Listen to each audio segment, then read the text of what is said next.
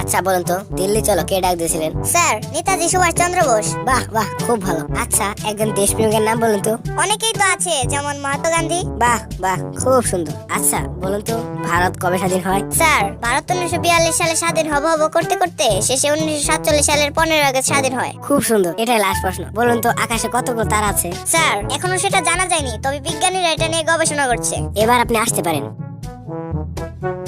ভাই আপনাকে কি কি প্রশ্ন করছে? প্রশ্নগুলো আমার তো মনে নেই, কিন্তু উত্তরগুলো হচ্ছে নেতাজি সুভাষচন্দ্র বোস। অনেকেই তো আছে, যেমন মহাত্মা গান্ধী। 1942 সালে হব করতে করতে শেষে 1947 সালের 15 আগস্ট। এখনো জানা যায়নি, তবে বিজ্ঞানীরা এটা নিয়ে গবেষণা করছে।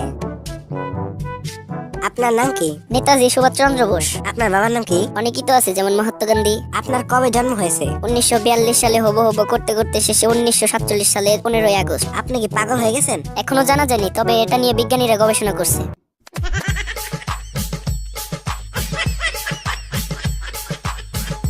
আপনাকে আমি 10টি প্রশ্ন করব, যা পানির মতো সহজ, অথবা একটি প্রশ্ন করব যা লোহার মতো কঠিন। উত্তর দেওয়ার আগে ভালো করে ভেবে দেখুন আপনি কোন প্রশ্নের উত্তর দিতে চান, সহজ 10টি নাকি কঠিন একটি। আমি কঠিন একটি প্রশ্নের উত্তর দিতে চাই। তাহলে বলুন, কোনটি প্রথমে আসে, দিন না রাত? দিন প্রথমে আসে স্যার। কিভাবে?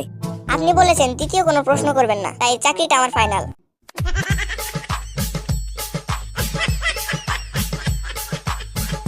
একজন মানুষ কিভাবে 8 দিন না ঘুমিয়ে থাকতে পারে? কোনো সমস্যাই নেই, সে রাত্রে ঘুমাবে। একটি দেওয়াল বানাতে 8 জন লোকের যদি 10 ঘন্টা সময় লাগে, তাহলে 4 জন লোকের কতক্ষণ সময় লাগবে? কোনো সময় লাগবে না, কারণ 10 জন লোক সেই দেওয়ালটি ততক্ষণে তৈরি করে ফেলবে।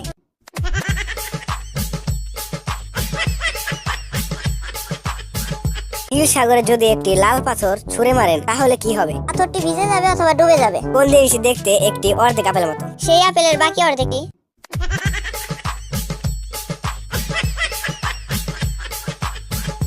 এক হাতে একটি হাতিকে কিভাবে উপরে তুলবেন? এক হাতে আটবে এমন হাতিকে জীবনেও খুঁজে পাবেন না। কংক্রিটের মেঝেতে ডিম ফেলবেন, কিন্তু ফাটবে না, কিভাবে করবেন এটা? কংক্রিটের মেঝে অনেক শক্ত, তাই ফাটার কোনো আশঙ্কাই নেই।